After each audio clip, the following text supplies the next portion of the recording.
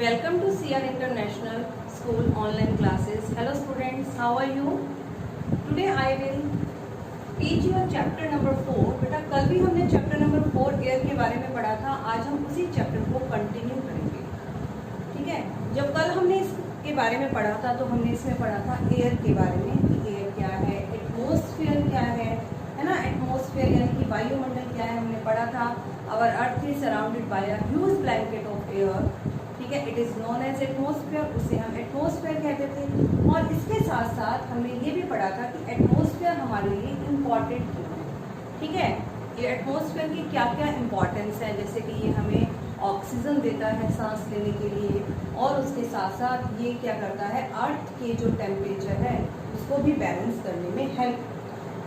और उसके बाद हमने पढ़ा था composition of the atmosphere. Atmosphere के कंपोजिशन के बारे में पढ़ा. हमने पढ़ा कि जो हमारा एटमॉस्फेयर है वो बहुत सारी गैसों का मिश्रण है, जिसके अंदर nitrogen, oxygen, helium, carbon dioxide, ozone, argon, dust particles, है ना. ऐसी बहुत सारी गैसेस थी और हमने वो कितने कितने अमाउंट में एटमॉस्फेयर में पाई जाती हैं उसके बारे में भी हमने पढ़ा था. आज हम पढ़ेंगे, इसी चैप्टर को कंटिन्यू करेंगे और आज हम पढ़ेंगे स्ट्रक्चर ऑफ द एटमॉस्फेयर.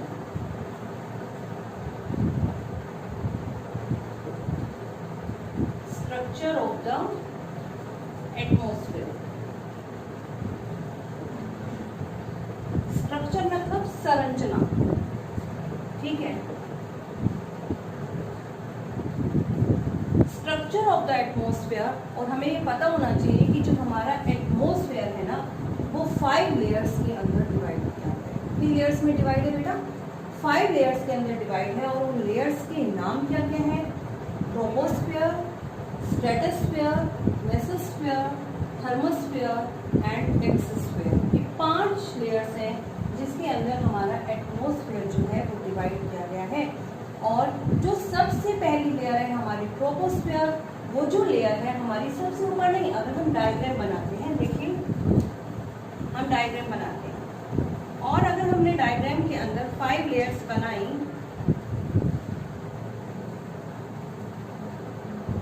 ठीक है, ये 5 लेयर्स हमने बना ली. और ये जो 5 लेयर्स जब हम बना रहे हैं, जो सबसे पहली लेयर है ट्रोपोस्फेयर. क्या नाम है उस लेयर का? ट्रोपोस्फेयर. वो सबसे नीचे अर्थ की सरफेस से स्टार्ट होते ही, जहां से हमारी जमीन, हमारी अर्थ स्टार्ट होती है, वहीं पर जो सबसे पहली लेयर है, सबसे ऊपर नहीं लिखेंगे हम इसे, सबसे नीचे जो अर्थ की तह के साथ टच करती है वो जो लेयर है हमारी ट्रोपोस्फेयर. क्या कहते हैं उसे? ट्रोपोस्फेयर. ठीक है. सेकेंड लेयर है हमारी stratosphere.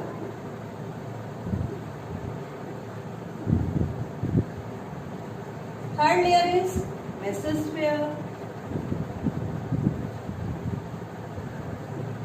And fourth layer is thermosphere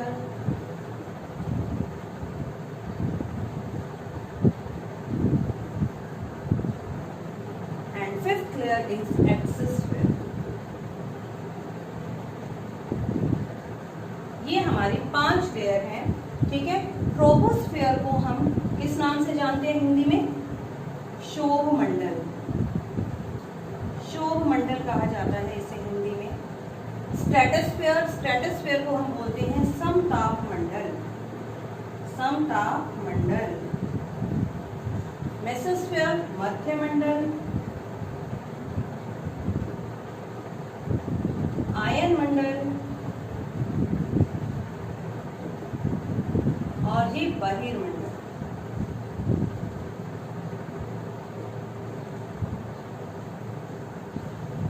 ठीक है. ये हमारी 5 लेयर होगी. हमने जाना कि हमारे जो एटमॉस्फेयर का स्ट्रक्चर, यानी कि जो हमारी एटमॉस्फेयर की संरचना है, उसके अकॉर्डिंग जो हमारा एटमॉस्फेयर है उसे हमने 5 लेयर्स में डिवाइड कर दिया. अर्थ की तह से अगर हम स्टार्ट करते हैं तो सबसे पहली लेयर है troposphere, second layer is stratosphere, third is mesosphere, fourth is thermosphere and fifth is exosphere. जो हमारी थर्मोस्फेयर है ना, जो हमारी ये थर्मोस्फेयर है, ये लगभग 13 किलोमीटर तक फैली है. अर्थ की तह से 13 किलोमीटर तक है. और जो हमारी स्ट्रेटोस्फेयर है ये 50 किलोमीटर तक, मेसोस्फीयर 80 किलोमीटर तक और थर्मोस्फीयर 400 किलोमीटर तक, और ये 400 से भी अबव लगभग 1600 किलोमीटर अबव। ठीक है, पूरी क्लैरिटी नहीं है वास्तव में ये कितनी है। अब हम इनके बारे में जानते हैं। ये जो हमारी ट्रोपोस्फीयर फर्स्ट लेयर है ना बेटा, ये जो हमारी फर्स्ट लेयर है, इसमें क्या है कि जितना भी वेदर फिनोमिना होता है, लाइक मौसम संबंधित तथ्य, लाइक रेनफॉल का होना, ठीक है, फॉग होना, वो सब इसी में हो जाता है। बारिश हो रही है, ओले पड़ रहे हैं, तूफान आ रहा है, सब इसी लेयर में ही होता है। ठीक है, बादलों का बनना, क्लाउड्स बनते हैं, वो भी हमारा इसी लेयर में ही है। जो हमारी सेकंड लेयर है स्ट्रेटोस्फीयर, स्ट्रेटोस्फीयर जो बेटा ये लेयर है, जैसा कि इसके नाम से पता चल रहा है, समताप मंडल, इसमें जो टेम्परेचर है उसमें कोई ज़्यादा चेंजेस नहीं होते। ये जो लेयर है ये क्लाउड फ्री है, इसमें बादल नहीं बनते, मीन्स मौसम संबंधी कोई घटना यहाँ पर नहीं होती है। इसीलिए जो ये लेयर है वो एरोप्लेन के लिए भी बहुत बेटर है, क्योंकि जब एरोप्लेन आकाश में जब उड़ते हैं ना, तो रास्ते में जब बादल बनते हैं, बारिश होती है, तो उस कारण उनको उड़ान में बहुत ज़्यादा प्रॉब्लम होती है। तो ये जो एरोप्लेन्स हैं ये स्ट्रेटोस्फीयर में ही फ्लाई करते हैं। थर्ड लेयर है, इसके साथ साथ बेटा जो ये आपकी स्ट्रेटोस्फीयर है ना, इसमें एक और बात है, इसमें ओजोन लेयर है। कौन सी लेयर है? ओजोन। ओजोन जो लेयर है ये सूर्य से आने वाली जो हार्मफुल अल्ट्रा वायलेट रेज हैं उनसे हमारी रक्षा करती है। ठीक है, सन से आने वाली अल्ट्रा वायलेट रेज से हमारी रक्षा करती है, जिसके कारण क्या है कि अगर ये अल्ट्रा वायलेट जो लेयर है अगर ये नहीं हो तो क्या होगा, जैसे कि कहते हैं कि अल्ट्रा वायलेट रेज जो ये आपकी लेयर है इसके अंदर छेद हो गया है, जिसके कारण हार्मफुल सन रेज अर्थ पर आ रही हैं, जिसके कारण मानव कई प्रकार की बीमारियों से ग्रसित हो रहा है, लाइक कैंसर। ठीक है, मेसोस्फीयर ये जो आपकी थर्ड लेयर है, ठीक है, इस लेयर में क्या है, मध्य मंडल है ये, क्योंकि जैसा इसका नाम है मध्य मंडल, 2 लेयर नीचे है, 2 लेयर इसके ऊपर है, तो ये सेंटर में हो जाती है। ठीक है, इसलिए इसे हम मध्य मंडल भी कहते हैं। इस लेयर पर आने पर जो मेटेरॉइड्स हैं, जो आपकी उल्का पिंड है, वो जल इस लेयर में आए। ठीक है, ये हो गई आपकी, और ये है आपकी थर्मोस्फीयर। थर्मोस्फीयर जो है ये आयन मंडल, इसमें जो आपकी आयन पाए जाते हैं, इसके कारण क्या है कि ये जो रेडियो ये ट्रांसमिशन में, ठीक है, ट्रांसमिशन में हेल्प करती है, रेडियो वेव्स को वापस धरती पर बैक रिफ्लेक्ट कर देती है, जिसके कारण हमारी टीवी में, रेडियो में वॉइस आती है। ठीक है, और ये एक्सोस्फीयर है, सबसे ऊपर की लेयर है। माना जाता है कि ये 1600 किलोमीटर तक फैली है, लेकिन वास्तव में यहाँ तक पहुँचने पर जो गैसेस हैं वो बहुत ही ज़्यादा विरल हो जाती हैं, हल्की गैसें। ठीक है, जैसे कि हाइड्रोजन, हीलियम, कोई गैसेस यहाँ पर पाई जाती हैं, और यहाँ पर आने पर ये जो एक्सोस्फीयर है धीरे धीरे हमारे स्पेस में मिल जाता है, और यहाँ तो वायु बहुत बहुत कम है। ठीक है बेटा, चलिए आज हम इसके बारे में अपनी बुक में पढ़ेंगे। देखिए, आप निकालिए बेटा, स्ट्रक्चर ऑफ द एटमॉस्फेयर, वायुमंडल की संरचना। जैसे मैंने आपको भी बताया, our atmosphere is divided into 5 layers starting from the earth surface. ये हमारा जो एटमॉस्फेयर है वो 5 लेयर में डिवाइड है, और वो अर्थ की सरफेस से ही स्टार्ट होता है। ठीक है, दीज आर, अब इन लेयर्स के नेम दे रखे हैं आपकी बुक में, troposphere, stratosphere, mesosphere, thermosphere and exosphere. ये आपकी 5 लेयर हैं जो हमारी अर्थ की सतह से ही स्टार्ट होती हैं। अब हम जानते हैं फर्स्ट लेयर के बारे में, जिसका नाम है troposphere. Troposphere, this layer is most important layer of the atmosphere.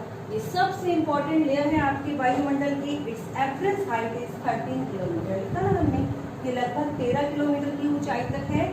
ठीक है,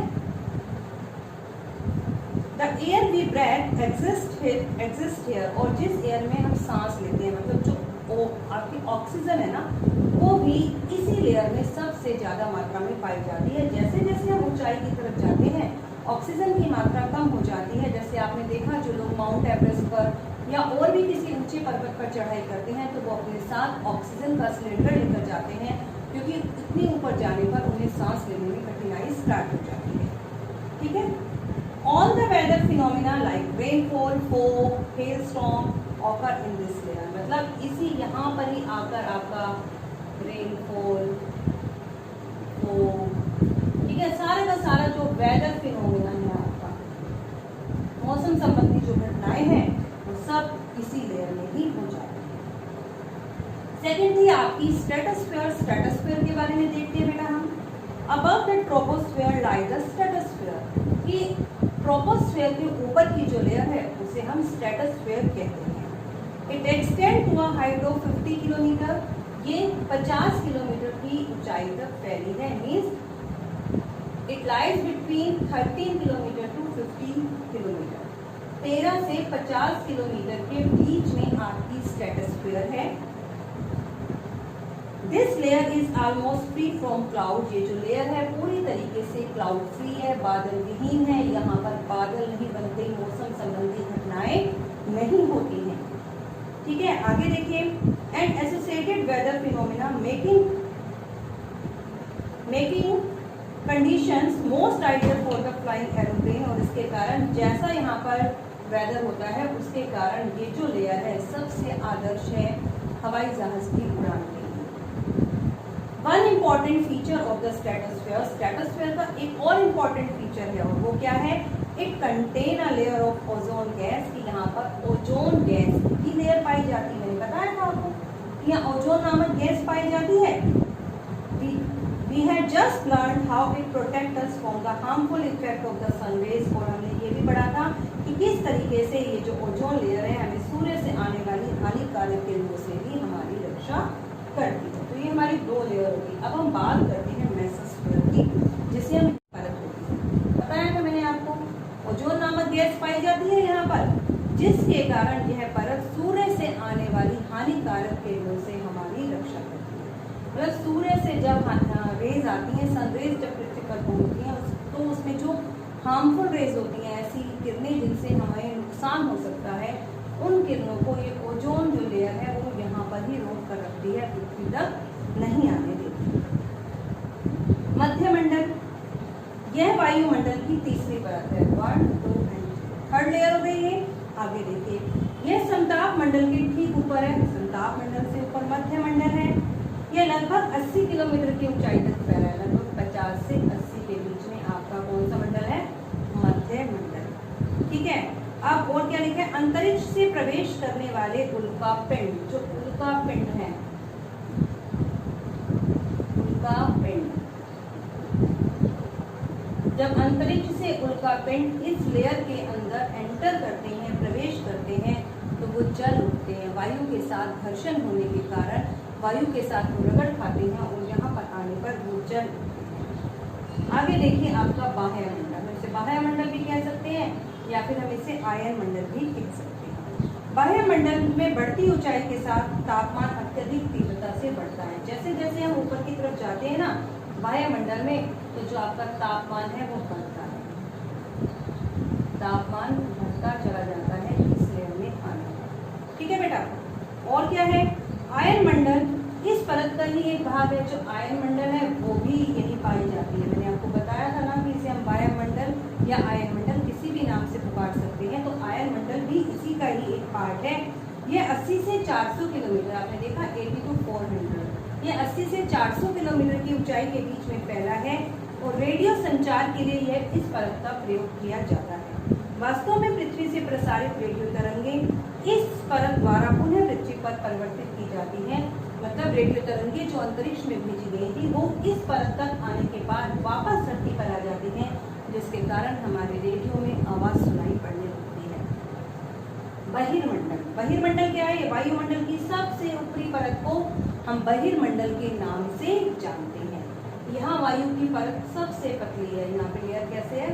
पतली वायु पाई जाती है, मतलब वायु कम है, इसका मतलब कम वायु यहाँ पर पाई जाती है। और उसके साथ साथ हल्की गैसें, और इसके साथ साथ यहाँ पर हल्की गैसें जैसे कि हीलियम, ठीक है, हीलियम, हाइड्रोजन, ये गैसें यहाँ पर पाई जाती हैं, क्योंकि लाइट गैसेस में ना ऊपर उठने की प्रवृत्ति होती है, तो हल्की गैसें ऊपर और हैवी गैसें नीचे की तरफ रहती हैं। तो ये हो गई हमारी वायुमंडल की संरचना, जिसमें हमने जाना कि वह हमारा वायुमंडल जो है वो 5 परतों में बटा हुआ है। पहली लेयर है शोभमंडल। शोभमंडल जो है वो 13 किलोमीटर की ऊंचाई तक फैला है और मौसम संबंधी जितनी भी घटनाएं हैं वो इसी लेयर में होती है। फिर हमने देखा जो हमारी दूसरी लेयर की होती संताप मंडल, जो कि 13 से 50 किलोमीटर की ऊंचाई के बीच में है और मौसम संबंधी घटनाएं यहाँ नहीं होती, ये बादलों से विहीन है और हवाई जहाज की उड़ान के लिए भी अच्छी है। ठीक है, और इस लेयर में क्या है, इस परत में ओजोन नामक गैस पाई जाती है, जो सूर्य से आने वाली हानिकारक किरणों से भी हमारी रक्षा करती है। फिर हमने पढ़ा तीसरा मध्यमंडल। जो मध्यमंडल है यहाँ पर क्या है, तीसरी लेयर है जो कि आपकी 50 से 80 किलोमीटर के बीच में है और अंतरिक्ष से जब उल्का पिंड इस लेयर में आते हैं तो वो जल होते हैं। चौथी लेयर है आपकी वायुमंडल, जिसे हम आयन मंडल के नाम से भी जानते हैं। ये एक 80 से 400 किलोमीटर की ऊंचाई के बीच में फैली है और जैसे जैसे हम इस लेयर में ऊंचाई पर जाते हैं तापमान बढ़ता चला जाता है और उसके साथ साथ ये जो लेयर है हमारी पृथ्वी से प्रसारित की जाने वाली रेडियो तरंगों को वापस पृथ्वी पर भेज देती है। और ये पांचवी लेयर बहिर्मंडल, यहाँ पर वायु बहुत हल्की है, हल्की गैसें हीलियम हाइड्रोजन ही यहाँ पर पाई जाती है। ये हो गई आपकी वायुमंडल की संरचना। ठीक है, अब हम पढ़ेंगे आपके मौसम और जलवायु के बारे में। नेक्स्ट टॉपिक है हमारा मौसम और जलवायु। मौसम और जलवायु, मौसम को क्या बोला जाता है, वेदर, और जलवायु को कहते हैं क्लाइमेट। ठीक है, वास्तव में तो हम जानते हैं, हमें ऐसा लगता है जैसे कि मौसम और जलवायु ना नॉर्मल तौर पर देखें तो लोग एक ही समझते हैं, लेकिन मौसम और जलवायु में बहुत ज़्यादा डिफरेंस है। जब वायुमंडल के अंदर दिन प्रतिदिन हर घंटे जो बदलाव होते हैं ना, वो तो मौसम कहलाता है। जैसे अभी हम देखें, सुबह बारिश हो रही है, फिर एकदम से धूप खिल गई, ठीक है, फिर उसके बाद मौसम फिर से खराब हो रहा है, हमें लग रहा है आज बारिश होगी, थोड़ी देर बाद बारिश का मौसम खत्म हो जाता है। ठीक है, तो ये जो है मौसम कहलाता है, क्योंकि ये वायुमंडल में हर घंटे और प्रतिदिन होने वाला बदलाव है। लेकिन जो जलवायु है ये हर घंटे और हर दिन नहीं चेंज होता, बल्कि किसी भी एक जगह की टोटल जितनी भी सारी की सारी मौसम है ना, उसका जब औसत निकाला जाता है तो उसको हम जलवायु कहते हैं। ठीक है, एक लंबे पीरियड के लिए, एक दीर्घ अवधि के लिए किसी भी स्थान के मौसम का जो औसत है वो आपका जलवायु कहलाया जाता है। तो देखिए बेटा, अपनी बुक में निकालिए इस टॉपिक को, मौसम और जलवायु। क्या लिखा है यहाँ देखिए, क्या आज वर्षा होगी, क्या आज दिन साफ होगा और धूप खिलेगी। कितनी ही बार हमने क्रिकेट प्रेमियों के मुंह से एक दिवसीय मैच के भविष्य पर अनुमान लगाते सुना होगा। बता रहे कि एक एग्जाम्पल दिया है, जैसे कि क्रिकेट का मैच चल रहा हो ना, तो जो क्रिकेट देखने वाले लोग हैं उन्हें बहुत उत्सुकता रहती है मैच को लेकर, लेकिन वो अगर देखते हैं थोड़ा भी मौसम खराब है, उन्हें लगता है कि कहीं बारिश ना हो जाए, तो मौसम साफ रहे, बहुत तेज धूप भी ना हो, सही मौसम हो जिसके कारण खिलाड़ी जो है आसानी से खेल लें। ठीक है, तो वो अनुमान लगाते हैं। यदि हम कल्पना करें कि हमारा शरीर एक रेडियो है, अगर हम माने हमारा शरीर एक रेडियो है, तो जो हमारा मस्तिष्क है, जो हमारा दिमाग है, वो उसके स्पीकर है और जो मौसम है वो इसके नियंत्रणों से छेड़छाड़ करता है। जो मतलब कहने का मतलब, हमारा शरीर एक रेडियो है, मस्तिष्क जो हमारा माइंड है उसके स्पीकर है, और जो मौसम है वो इसके नियंत्रित बटनों के साथ छेड़छाड़ करता है। मतलब मौसम संबंधी घटनाओं के बारे में जानकारी तो हमें मौसम से ही मिलती है। मौसम वायुमंडल की प्रत्येक घंटे या दिन प्रतिदिन की स्थिति है। हमने भी पढ़ा, प्रति घंटे चेंज होता है। कैसा? प्रत्येक घंटे और दिन प्रतिदिन की स्थिति क्या कहलाती है? मौसम। ठीक है, आगे देखिए। आर्द्र में गर्म मौसम किसी को भी चिड़चिड़ा बना सकता है। यदि मौसम आर्द्र, चिपचिपाहट हो, गर्मी बहुत ज्यादा हो, तो व्यक्ति ना चिड़चिड़े हो जाते हैं, उन्हें गुस्सा आने लगता है। लेकिन अगर उसी के विपरीत अच्छा हवादार मौसम हो तो व्यक्ति खुश रहता है और वो कहीं बाहर, घर से बाहर जाने का, घूमने का भी प्लान बना लेता है। किंतु दीर्घ काल में किसी स्थान मौसम जो है वो नाटकीय रूप से बदल रहा है, और दीर्घ काल मतलब लंबे समय में किसी स्थान का औसत मौसम उस स्थान की जलवायु कहलाता है। जलवायु क्या है? दीर्घ काल में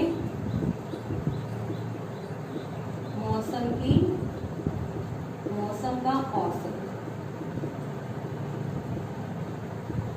दीर्घ काल में मौसम का जो औसत है वो आपका जलवायु कहलाता है, उसे हम जलवायु कहते हैं। मतलब किसी भी एक प्लेस को यदि हम ले लें और हम वहाँ की टोटल वेदर का एवरेज निकालें तो वो हमारा जलवायु। ठीक है बेटा, आज हम इतना ही पढ़ेंगे। आज हमने क्या क्या डिस्कस किया, एक बार हम पॉइंट्स को दोबारा से देख लेते हैं। हमने वायुमंडल की संरचना के बारे में पढ़ा। हमने पढ़ा कि ये 5 परतों में बटा है। पहली परत पृथ्वी किस तरह से स्टार्ट होती है? क्षोभ मंडल, दूसरी समताप मंडल, तीसरी मध्य मंडल, चौथी आपके बाह्य मंडल और 5वीं बहिर्मंडल। ये 5 लेयर है आपकी। और फिर हमने पढ़ा मौसम और जलवायु के बारे में। मौसम जो क्या है? मौसम क्या है? प्रत्येक घंटे और प्रत्येक घंटे और प्रतिदिन की स्थिति है। प्रत्येक घंटे और प्रतिदिन की स्थिति जो है वो आपका मौसम कहलाती है। लेकिन दीर्घकाल, एक लंबे समय में किसी स्थान का जो मौसम का औसत निकाला जाता है तो उसे हम जलवायु कहते हैं। ओके बेटा।